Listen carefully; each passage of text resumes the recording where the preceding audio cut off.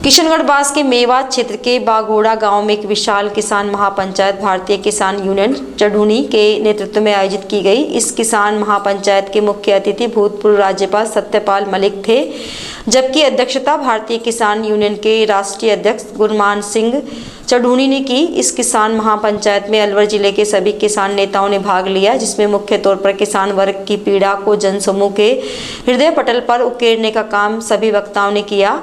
किसान महापंचायत में सत्यपाल मलिक ने केंद्र सरकार और प्रधानमंत्री नरेंद्र मोदी पर जमकर निशाना दागा।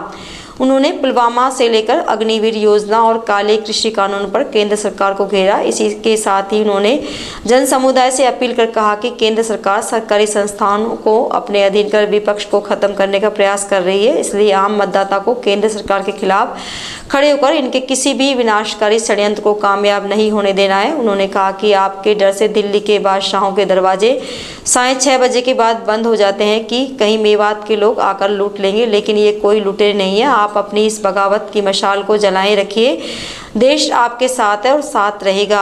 आप जब तक संगठित रहोगे तो आपको कोई नहीं छेड़ सकता। आप डटकर रहना, अपनी जगह पर रहना, सब लोग आपके साथ हैं और सब लोग आपके साथ रहेंगे। इस पंचायत में किसान नेता गुरनाम सिंह चढ़ूनी, युवा किसान नेता पूनम पंडित, सूरजमल करदम, मौलाना हनीफ, मोहम्मद कासिम मेवाती ने अपने विचार रखे। इस सभा का संचालन मैनेजर शिफात ने किया। इस मौके पर युवा किसान नेता जसवंत यादव, रामचंद्र कामरेड, पूर्व सरपंच अजय चौधरी सहित सैकड़ों लोग मौजूद रहे। सरकार काम आज के दौर में कर रही है। स्कूल हरियाणा की धरती पर मैं मौजूद हूँ, तकरीबन 1214 से स्कूल सरकारी बंद किए गए हैं। मैं झूठ नहीं कहती हूँ, आप डाटा निकाल लीजिएगा। सरकारी जिनमें किसान अपने बच्चों को पढ़ाते थे कि हम प्राइवेट स्कूलों में फीस ज्यादा नहीं दे सकते, और प्राइवेट स्कूल वालों ने फीस इतनी हाई कर दी जिससे कि आप अपने बच्चों को पढ़ा ना पाओ। ये चाहते हैं कि आपके बच्चे ना पढ़े, लेकिन चाहे रोटी आदि खाना अपने बच्चों को जरूर पढ़ाना। ये हरियाणा के धरती का रिकॉर्ड है कि 1200 स्कूल भारतीय जनता पार्टी ने बंद किया, आपकी खट्टर सरकार ने बंद किया है। और वाकई बड़ा अच्छा लगता है, गर्व महसूस होता है कि आप खट्टर का हेलीकॉप्टर नहीं उड़ने देते हो। ये गर्व होता है हरियाणा वालों और राजस्थान वालों को देख करके। वाकई मन में बेहद खुशी होती है, क्योंकि जो मेरे बुजुर्ग थे, मेरे जो पूर्वज थे, उनकी पहली जो निकासी थी वो राजस्थान से थी, और फिर वो जाकर के हरियाणा में बस गए, और बाद में हमारे परदादा जी यूपी में चले गए। तो बेहद खुशी होती है कि मतलब तीनों राज्यों से मेरा इतना प्रेम भाव, मोहब्बत, पारिवारिक संबंध, पारिवारिक रिश्ता है। तो मैं आप सभी से यही निवेदन करूंगी कि जितने भी यहाँ पर लोग आए हुए हैं, सभी लोगों से निवेदन है कि जिस दिन आपके यहाँ पोलिंग हो, एक एक व्यक्ति वोट डालने जाना, एक एक व्यक्ति वोट करना, और अपने अड़ोसी पड़ोसी से भी करवाना, क्योंकि ये आपके वोट को रोकेंगे। ध्यान रखना, इनको अच्छे से बताया आप इनको वोट नहीं देने वाले हो। एक्सपीरियंस बिल्कुल जीरो, लेकिन हाँ एक विश्वास है, संकल्प है कि मैंने इस देश के किसानों की आवाज को बुलंद किया है, इस देश के किसान समझकर, और इस देश में बेटियों की आवाज को अगर बुलंद किया है तो देश की बेटियां समझकर, अगर इस देश में नौजवानों की आवाज बुलंद की है तो इस देश के नौजवान समझकर, एक समुदाय, एक जात, एक बरादरी समझकर नहीं।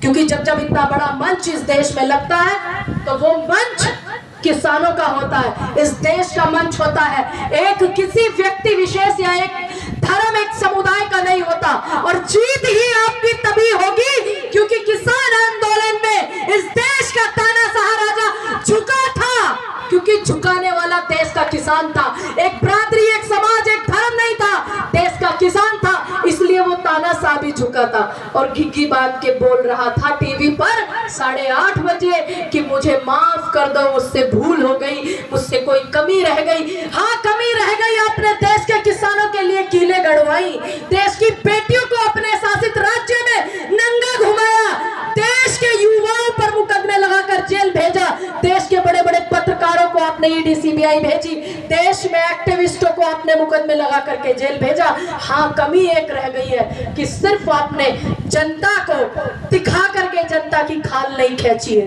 एक ये कमी रह गई।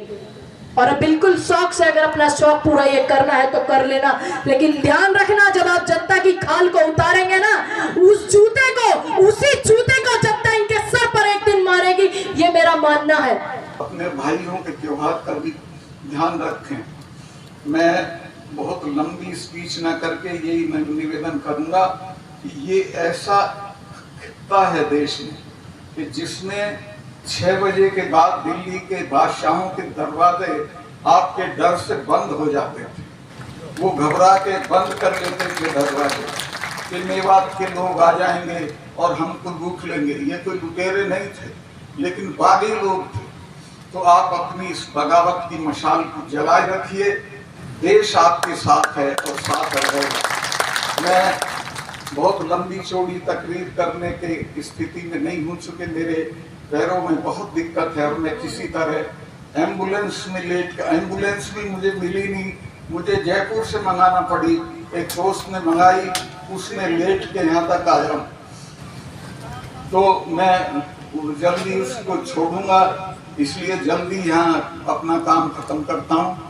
आपको मैं यही निवेदन करना चाहता हूँ कि इस एकता को, जिस एकता को हमारे चडूनी साहब, हमारे ये जो हैं ओम प्रकाश धनखड़ जी, इन्होंने बना के रखा है और हमारी जो खाप के लोग हैं इन्होंने बना के रखा है।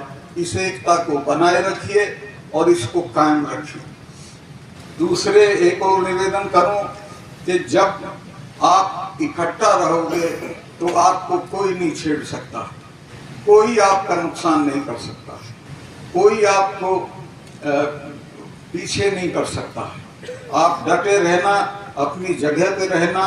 सब लोग आपके साथ हैं और सब लोग आपके साथ रहेंगे। मैं आखिरी बात ये कहना चाहता हूँ कि ये फिर किसी वक्त में आऊँगा, आज का मौका नहीं है लंबी तकरीर करने का।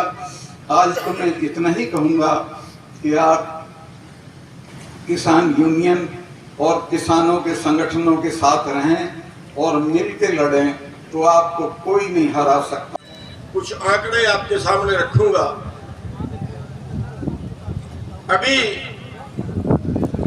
जाति और धर्म के नाम पे बांट के जितने आप ध्यान से सुनेंगे उतनी आप में जागृति आएगी। अभी जाति और धर्म के नाम पे बांट के हमें असली मुद्दों से भटका रहे। क्या है असली मुद्दे? असली मुद्दे हैं कि अमीर और अमीर हो रहा है, गरीब और गरीब हो रहा है। और उसके आंकड़े क्या दर्शाते हैं कि आज 1% लोगों के पास 40% प्रॉपर्टी है। 40% देश की संपत्ति 1% लोगों के पास है।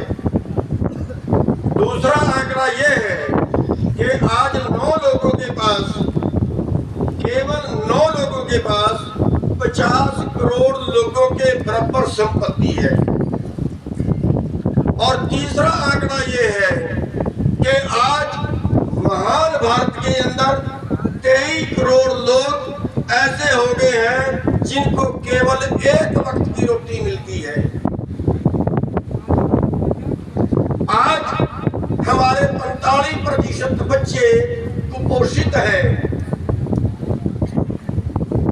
और आज उसी देश के अंदर 15 लाख करोड़ उन बड़े पूंजीपतियों का जो सारे देश की संपत्ति के मालिक बने बैठे हैं, 15 लाख करोड़ उनका कर्जा माफ कर दिया है। 33 किसान कर्जे में रोजाना मर जाते हैं, इनका कर्जा माफ कोई नहीं करता। अब भी कुर्की करते हैं, नीलामी करते हैं। मजदूरों का कर्जा माफ कोई नहीं करता, आज भी उनको जेलों में जाना पड़ता है कर्जे के बदले। साथियों, सवाल इस चीज का आया कि इस देश को बचाएगा कौन? और मेरी बात यहाँ कड़वी भी लगेगी। कड़वी इसलिए लगेगी कि मैं बीजेपी का तो विरोधी हूं, लेकिन उसके साथ साथ मैं ये बता देना चाहता हूं कि जब 3 काले कानून बने थे या जब देश के पूंजीपतियों का कर्जा माफ किया जा, विरुद्ध लगातार काम कर रही है, जिसने किसानों को मारने का काम किया है। और अब वो समय आया है 10 साल बाद, हालांकि 5 साल बाद आता है, लेकिन 19 में परिस्थितियाँ अलग थी। अब वो समय आ गया है कि इस सरकार को उसी की भाषा में जवाब देना। जो हमें दिल्ली नहीं जाने देगा, हम उनको दिल्ली नहीं जाने देंगे। साफ संदेश है। क्या मैसेज देना चाहेंगे यहाँ की जनता को? जनता को तो यही मैसेज है कि जो ये सरकार जो ये निकरधारियाँ के इनके हुक्म बचा दी है, जो इनकी धारा 144 बचा दी है, जनता इन पर 288 लगा दो और EVM माता रानी से पीछा छुड़वा लो किसी तरह भी से मशीन से, अदरवाइज तो सारा गड़बड़ फिर हो जाएगी, दोबारा चुनाव नहीं हो। आपके कहने का मतलब है कि जो मशीन आती है उनमें गड़बड़ करते हैं? 100% 99% ही मैं रिटर्निंग अफसर भी रह लिया, प्रेसिडेंट सर भी रह लिया, और एक बार नहीं 2 बार होनी है इसकी। एक तो काउंटिंग में टोटल वोट इनके फालतू होने हैं, और दूसरा जो इनका जो लेना है मतलब 1 बजे के बाद में जो टाइमर जो ये फिट करेंगे उसमें, उसके बाद में ऑटोमेटिक आज 10,000 बढ़ गए, 5,000 बढ़ गए, वो सारा डाइवर्ट जो है उधर होगा। इंडिपेंडेंट कैंडिडेट का डाइवर्ट नहीं होगा, कांग्रेस वाले का डाइवर्ट करके ये चुनाव को ले जाएंगे। इसी बागोड़ा की धरती से विधानसभा जीते हैं। आज इसी भूमि से लोकसभा के लिए 90% से ज़्यादा मेवात की वोटिंग और 90% से ज़्यादा बीजेपी को हराने के लिए कांग्रेस के पक्ष में वोटिंग, यही टारगेट यहाँ से लेकर के यही हमने प्रचार प्रसार किया है, यही होगा।